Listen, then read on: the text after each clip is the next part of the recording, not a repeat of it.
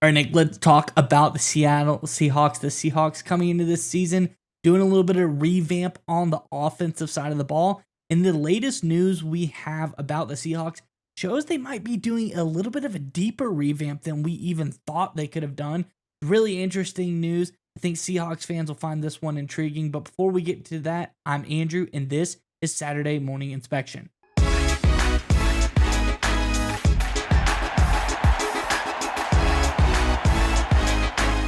All right, Nick, as I alluded to, the Seahawks, interesting idea for a revamp on the offense. I don't know exactly how this one will work out, but the thought of it is very interesting to me. Let's get into the article and we can talk more about it on the other side.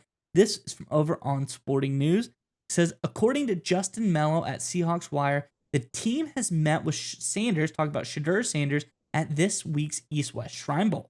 He said the All-Star circuit is underway with both East-West Shrine Bowl and the Senior Bowl simultaneously ongoing. While the East-West Shrine, members of the Seahawks brass held an in-person meeting with Colorado Buffalo's quarterback, Shedeur Sanders.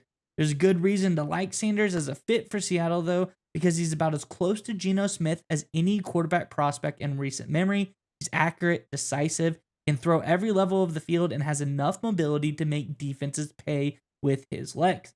Now, Seahawks, they're kind of far away. They need to trade up to be able to get Shedeur Sanders, but I think this signals something big coming out of the Seahawks, or at least they're thinking they're having the possibility of that happening. Curious what your thoughts are on this one, Nick. But before we get to you, Seahawks fans, in the comment section below, let us know your thoughts on this latest news that they're interviewing Shedeur Sanders. If it's possible, would you like Shedeur Sanders to come to Seattle? Do you think it's a good, option to sit, maybe learn behind Geno Smith for a year, maybe less, and then come in and be the future of this franchise? Or do you not want to touch it? You think it'd be too much, not worth the risk? Let us know what your thoughts are in the comment section below. But nonetheless, Nick, what do you think about this latest option by the Seahawks? Very intriguing, and that should be a really smart move, honestly. Just approaching the quarterback position this way. Mike McDonald, the head coach of the Seattle Seahawks, he came from the Baltimore Ravens, who famously had their franchise quarterback, the elite Joe Flacco, took him to a Super Bowl title, right?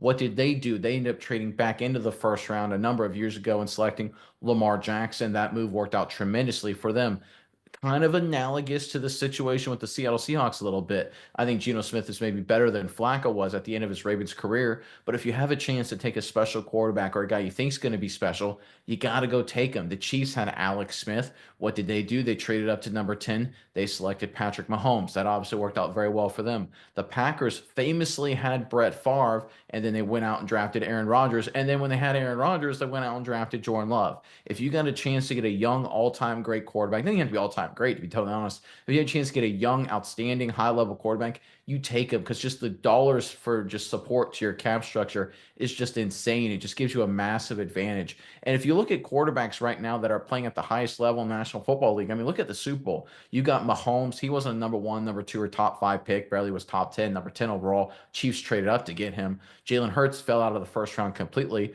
Lamar Jackson, I mentioned, was the very last pick in the first round. You look at, obviously, the Commanders, they were kind of a magical run, but honestly, Jane Daniels wasn't number one overall pick, right? Caleb Williams was. So just because you're not getting or don't have the number one overall pick doesn't mean you don't have a chance to get a franchise young quarterback to kind of get your team to the next level.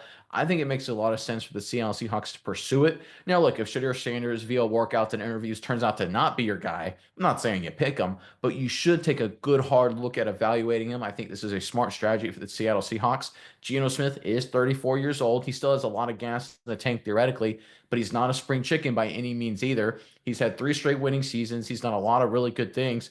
But the reality is, Seattle fans, do you want to be just, hey, we're solid, we're good, 8, 9, 10 wins a season? Or do you want to have a chance to be special, 12, 13 wins a season like you were during those Legion of Boom days? I'm not saying Shedeur Sanders is the guy that can get you there for certain, but there is a chance that he is, and you definitely should pursue it. I wouldn't be surprised at all if the Seattle Seahawks take a chance and draft Shedeur Sanders, who also is starting to get some rumors that he may slide back in the draft. So the Seattle Seahawks may not even have to trade up, or if they do, it may not be very high to select him. Overall, I think the Seattle Seahawks are making a smart move here, and I would not be surprised one bit if they make an even bigger move come draft night and pick up Sanders. Yeah, Nick. And I think there's a lot of options on the table when you think about how this could be done. Rumors, Titans wanting to trade out of the number one overall pick, or at least they're hearing offers to trade out of the number overall pick. Obviously, would be expensive, but is it worth the future of your franchise? Is that a move that this front office wants to make? Could be. You never know. Then, like you said, I've heard some people favor Cam Ward over Shedeur Sanders. Shedeur Sanders, possibly. If the Titans keep the number one pick, they pick someone who's not a quarterback, obviously. Shedeur Sanders, maybe he slides a little bit, gets more into the Seahawks range. I think the fact of the matter here is the Seahawks are kicking the tires on some quarterbacks that they think maybe could fall to them or are options for them going forward. I think it's a really smart move.